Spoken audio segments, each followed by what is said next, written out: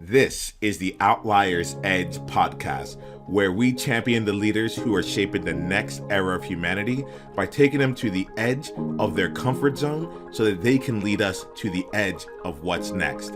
I'm your host, Niiamah Ashong. Let's do this. Alrighty then, how are you? Niiamah Ashong here, founder of Outliers Edge, where we champion leaders who are shaping the next era of humanity. I get to be with one such leader here today, Parissa Behnia. It's wonderful to be in space with you. It's wonderful to just be in connection with you again. I'm in this moment. I'm just excited to be here with you. How are you doing? I am ecstatic and excited to be here with you today. So thank you for this. This is such a gift. Yeah, it's I couldn't agree more in this space. I've already just even us just catching up, and before we hit record here, I've already just benefited greatly from it. And it's just right. You have such a presence. Let me let people know who you are to me, right? And then we'll give you some space to share here. I can't prepare for this, so I just want to just see you real quick here. I have to look at you, Parissa. Taking you all in. But I love that too, because there's a lot to you. Look, here goes who you are to me. Parissa, you're a constant reminder even when you're not physically with me to take a stand for what it is that I believe, and to put the finger up in the air to just ask for pause and to bring people into reflection. One of the things that I respect about you, I can even feel things growing within me as I say this, is you have such a wonderful disposition of that you navigate life with, and yet you're able to just say the truth and say your truth. And what's really what comes up for me is,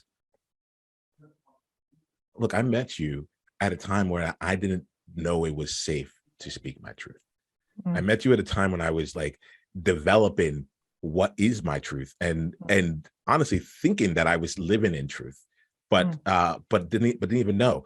I mean, the reason I go by the name Niiamah is because of you. And and it. We were sitting in a circle, and you said, "Why are you going by the name Nemo?" It literally means no one. You have this beautiful name that you were born with, Niiamah. And why aren't you using that? And Parissa, in the 20 years that I went by the name Nemo, yeah, that's the name I went by. In the 20 years that I went by the name Nemo, no one had said that.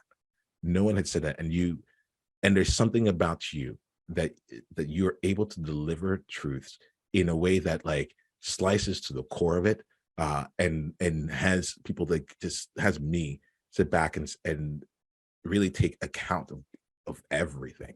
I really cherish you in my life, and I think I'm so glad that you have chosen to put yourself out in the world so that other people get to benefit from what it is that you bring simply by existing. Parissa, I am honored to be in conversation with you. It's good to see you. Oh my gosh, Niiamah, get me all in the feels. Yeah. I'm trying to not get emotional. It's so good to be with you here. And you and I have traveled the road together. We've been messy together. We've watched each other in our mess. And I think that's what makes this friendship so beautiful, is that we see each other's content and context. That doesn't mean that we always understand it, but we are a witness to it. And we enjoy the journeys that we're taking individually, as well as the journeys that we're taking together. So thrilled and pleased to be with you today. So yeah. Thank you. Thank you, Parissa. So I've done something here. I've shared with you who I am, how you are to me in this moment, right? I'd love for you to share a bit about who you are in the world. For yourself, just share with me here, how do you see yourself out in the world, or how do others see you? I am a stan for speaking truth to power with power. Sometimes it's really easy. Sometimes it makes you feel like you might be alone in a crowded room. And I feel like it's a divine calling. I know actually it's a divine calling to speak truth to power with power, because there are many change agents in training out there. There are many disruptors in training out there. There are many outliers in training out there that may not ever be the disruptor, the outlier, or the change agent, because they take themselves out of the game or someone else takes them out of the game. And so I think about the opportunity cost of not knowing who all the truth tellers are. We don't have to like the popular truth tellers out there, but we recognize their impact. So Elon Musk, very polarizing, kind of a truth teller. Mark Cuban, kind of polarizing, kind of a truth teller. Malala Yousafzai, Greta Thunberg, Ruth Bader Ginsburg, Harriet Tubman.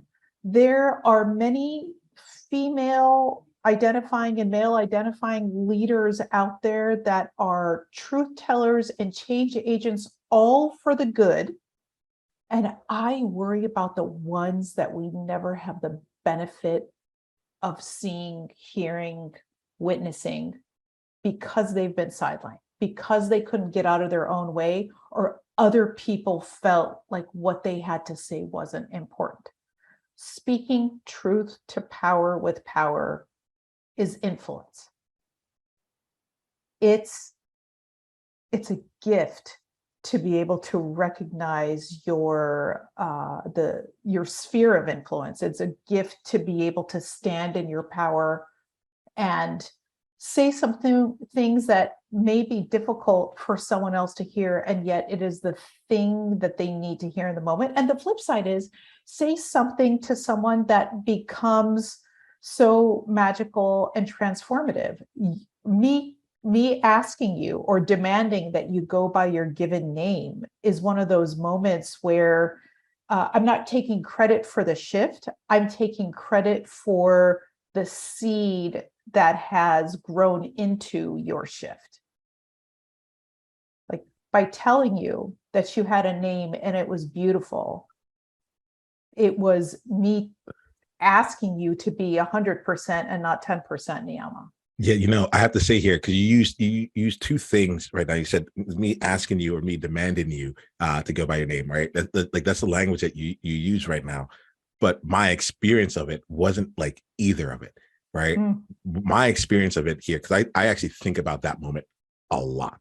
I think about that moment a lot because it could have just passed by. It didn't need to happen, but it fundamentally changed the trajectory of my life. And the way that I interpret that, the way that I received it was, you claimed on my behalf me, like you didn't claim me for you. Passionate. Yeah. You look, you said your piece. I will definitely let that out. You said your piece, but there wasn't. And I think the thing is, like, it's like, when I hear the word demand, it's like you must, It was like you just held it right up. You had the mirror as close to me as you possibly could and said, like, look, look at this. You are choosing this name when you have the power of all of this. Like, I can't for the life of me understand why were you doing that? And so the way that I feel about it is that I'll say in this case, you claimed on my behalf. It wasn't that you declared it. It was just like, this is yours. This is rightfully yours. You have this, you were bestowed this powerful name, and you're giving that up. Why? Yeah, it's as I get older, and of course, you and I both know I'm only 25. Yes, indeed. As I get older, I realize all of the big and small gifts that I've been given, the stuff that I used to take for granted. And as I get older, I think about legacy. And for me, where I am in this moment, that if I don't take advantage of the gifts that I've been given, or if I don't call out the gifts that are available, it's almost like squandering the gift. It's almost like not being appreciative of the gift. And I am more than a touch superstitious. And if I am declaring to the universe that I appreciate this gift I've given, what other gifts will I be able to continue to experience? Or what gifts will I realize that I have that I didn't realize were gifts before, right? And if I am not mindful of the gift, or if I don't care for a gift that I've been given, what gifts will be removed because I haven't honored these gifts the way that in the way that they should be honored? I mean, that's my lens. Can I It's pause on more of that this really quickly? karmic balance. Yeah. Because you just like laid out a series of amazing questions here that like I'm like, to anyone that's listening to this, take the time, pause in, and like hear the questions. Like in my world, Parissa, I've learned one thing. One of the things that's most powerful and probably most annoying about being in space with me is I don't let questions go unanswered. There's no such thing as a rhetorical question in my life, you know. And Right. so for me, Brilliant. like I just heard right here, like a series of wonderful questions about both examining what your legacy may be, but also like understanding what your gifts are in the present, such that like Yeah. as they are being used, they accumulate into whatever legacy happens to be at the end of the journey. Yeah. Am I getting that right in terms of like the way Yeah. that you're That's looking at exactly it? right. Yeah. Yeah. Yeah. Exactly right. So I just want to just kind of like I know I interrupted your flow there, but there was No, something all good. here around like you're dropping like outsightful like questions for people to just like slow down into some of the things that were coming up around like squandering the gift. Like what gifts are you squandering? What gifts are you not appreciated? What's one more question that you're asking yourself that you felt has been really powerful for you recently? Oh my goodness. Who do I choose to be in this world? So, or in another way of asking the question is, where have I been playing small, even smaller than I realize? And mainly because, look, the type of people I love to work with most are the types of people that other people may say they're just difficult, or they're divisive, or they're polarizing, or whatever, they're bulls in china shops, whatever. And so I feel like my speaking truth to power with power gift is in service of those people, to let the future Malala Yousafzais come out, to let the future Thomas Edisons come out, to let the future Steve Jobs come out. It's almost sacred. And if I don't examine how much I am or I am not calling on my power to serve these other people, then this is just a vanity project. Like, why bother? I could go take a nap instead. Yes, there's a component here of both the people who are being sidelined, and also you've mentioned this a number of times, like the future leaders, the future change agents, like the people who are out of the game right now, who actually, if I'm getting you right too, I'm imagining this here, they're making change, or like they're agents of change, but they're not recognizing their actual sphere of influence, and so they're Right. limiting where it can go. Let me make sure I'm getting more of your world here, because there's some things I want to explore with you, but I want to make sure I'm getting the Yeah. same world with you. Yeah, that's exactly right. And of course, it's born of my own experience in my corporate life. Mm. I didn't know how to let people in to understand my content and context. I didn't know what I needed to do to show more of me to the people that were sitting with me and around me. And because I couldn't or wouldn't, it became easier to just say, oh, she's a bull in a china shop, or she's just being difficult, or she's the hardest person we've ever had to manage. And so what I'm called upon to do is not so much change who I am, who you are, who anyone is. It's more of how do we create content and context so that people are relatable, and so that we can come to a place of understanding. We don't have to be identical to one another, and it's possible to understand where everyone is coming from. That is available to all of us. And that's really what is very much sitting with me, is the opportunity cost of not understanding who these people are, and their opportunity cost by the same token of not making connection with other people who may be interesting but just not like them. So there's a couple different things that are flowing through me as you say this here. One is that you take me back to a moment, maybe like 7 years ago or so, but I haven't thought about this in a while. You said, or they may consider you like, she's the hardest person I've ever had to manage. And what was interesting was that what that took me to was when I heard something of that on my end. It was my first time working I had worked in consulting beforehand, moved to work inside of a tech organization. And my manager came to me and he's like, Niiamah, I don't know how to manage you. And I teach management, like he's like, there's something here about like, I don't know how to manage you. And my response back to him was, oh, that's curious, because I don't know how to be managed. I've never, like, in the consulting context, I always had like someone who would represent me at like during things. Like I had a counselor that I was working with, but they weren't a manager in the same regard of like in that same kind of context. So when you say that, it really gives me like a bit of a range where I'm like, oh, I've heard my version of this here, and it wasn't that I was trying to be difficult. I just didn't know whatever everyone else was supposed to do. I don't know, like that just wasn't the way that I operated in the world. I was more than happy to play with whatever was offered. I just didn't know how to.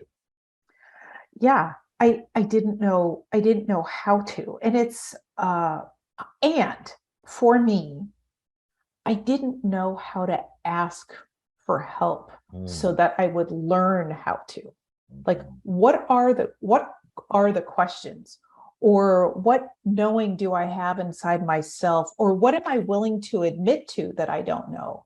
Now, I still kind of have this, but there was a time, and this is true for my clients. So there was a time where I didn't want to admit that I didn't know the answer to something because I thought that would be me losing face or losing dignity. So it was better not to say that I didn't know something than to admit it. But what would have been different had I said, you know what, I don't know, maybe I could ask. And, the counterintuitive truth is, the more you ask or the more you admit you don't know something, the more people are willing and able to trust you. And it's not like I'm dropping knowledge or a truth bomb here, but that was something that was extremely hard for me to learn. Well, like I want to kind of explore that, because to certain people, you absolutely are. There are certain people who can only hear this through you, Right.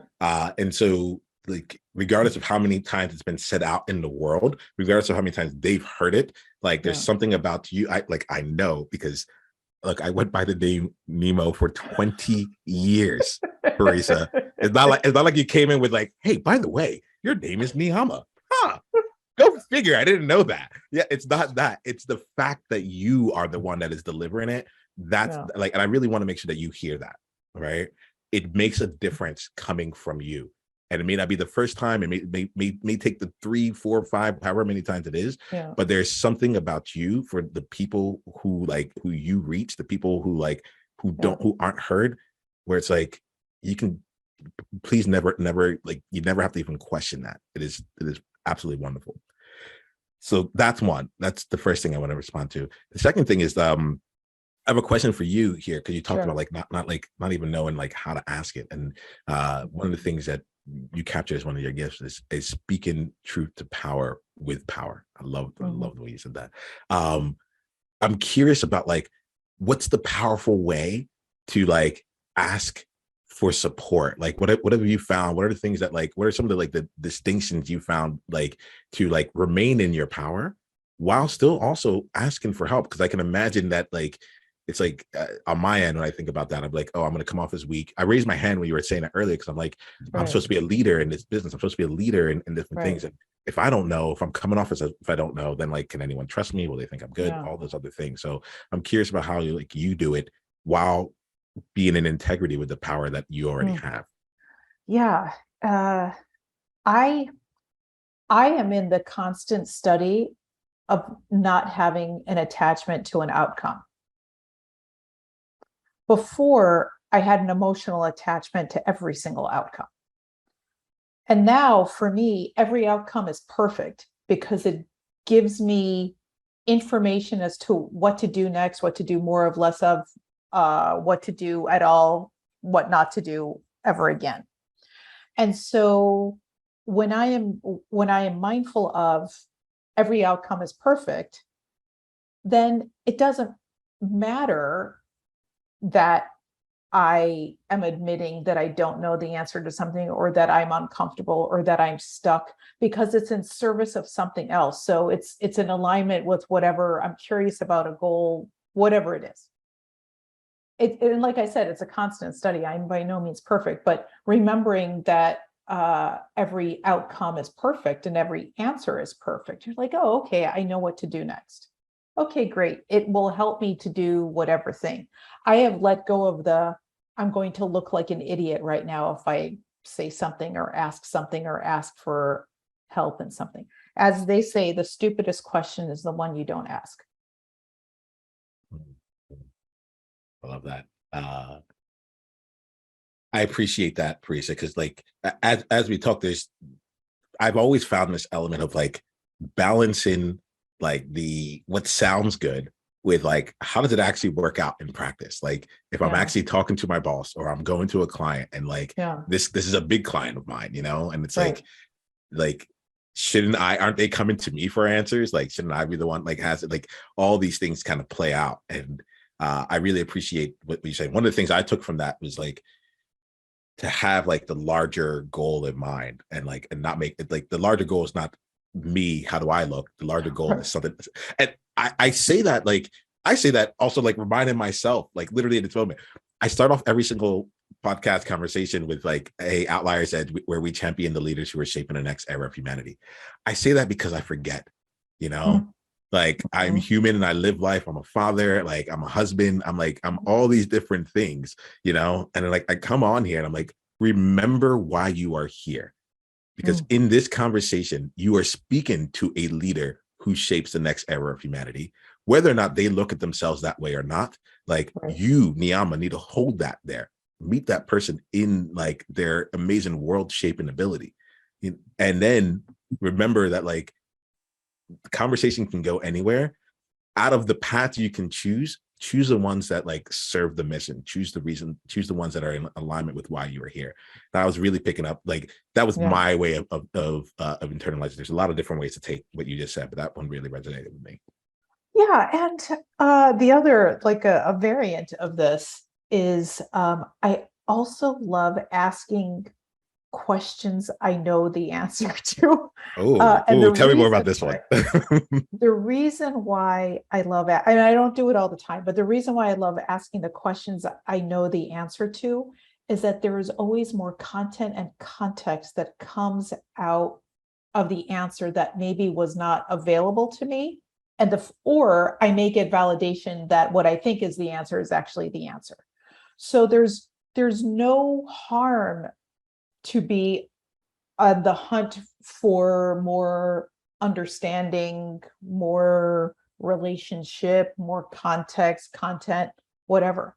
I particularly can I ask a really quick question? I'm so sorry, but we've talked about context and content together in like, and I feel like it'd be really a service to like define and distinguish what that means for you when you put it that way. Yeah. So context, let's say it's like situation, and content is the oogie googie stuff within the content, within the situation itself.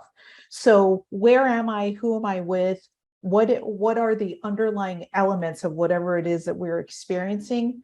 And what is the exchange of energy, thoughts, ideas, words, so on and so forth? It's like what and how is a way of saying content and context. And so whether you ask a question that you genuinely are stumped, you have no idea what the answer to the question is, or you're asking a question that you're pretty certain you know the answer to, you're always getting content and context. That's the outcome is always perfect. you will always know what to do based on what someone says. And candidly, especially in negotiations, asking a question that you already know the answer to is a very nice strategic move. I'm just saying. Put that out there too, right? So it's like there are benefits upon the benefits here, right? Okay, so let's do this here, Parissa. I'm in flow with you. We actually could keep going, and I think it's around the time that we should start completing this conversation.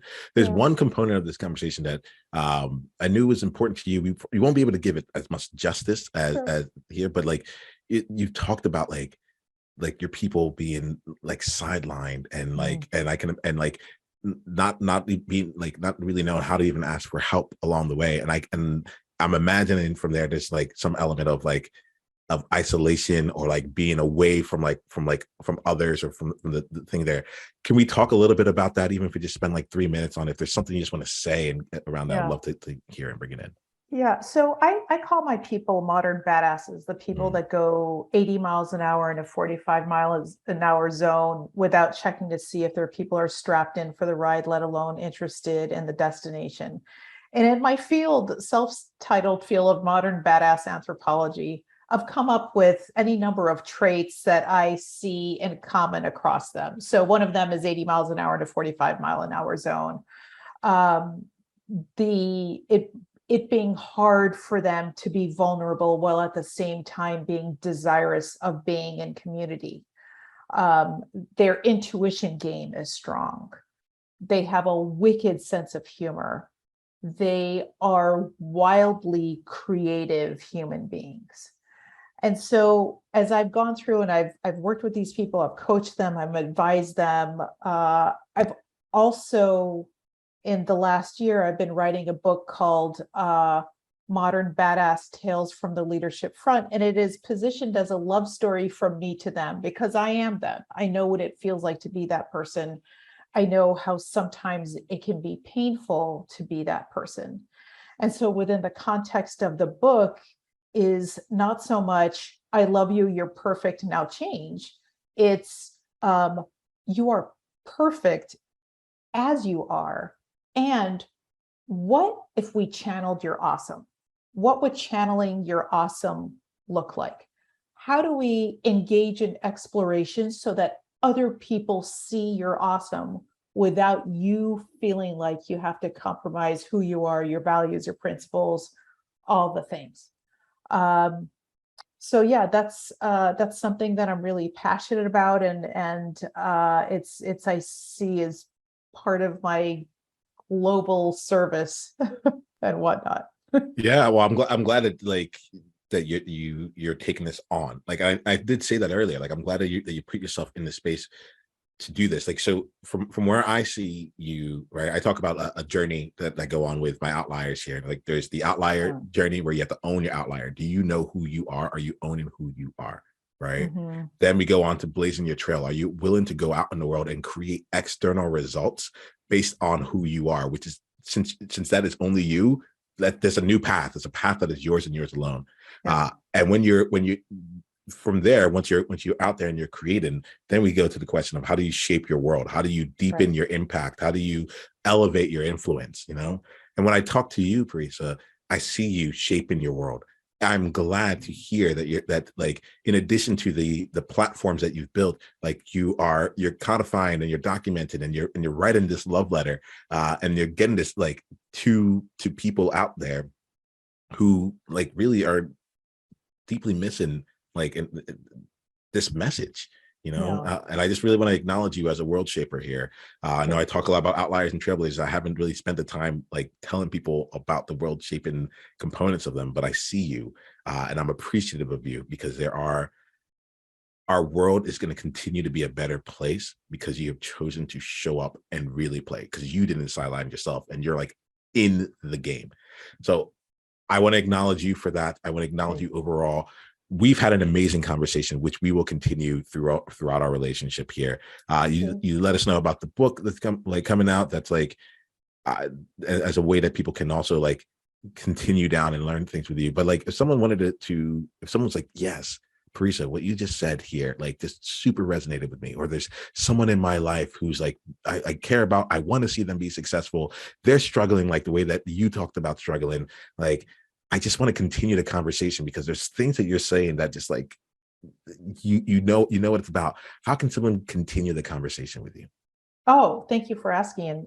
So one of the best ways to find me is on LinkedIn. And people will have access to the link, I'm sure, in the show notes.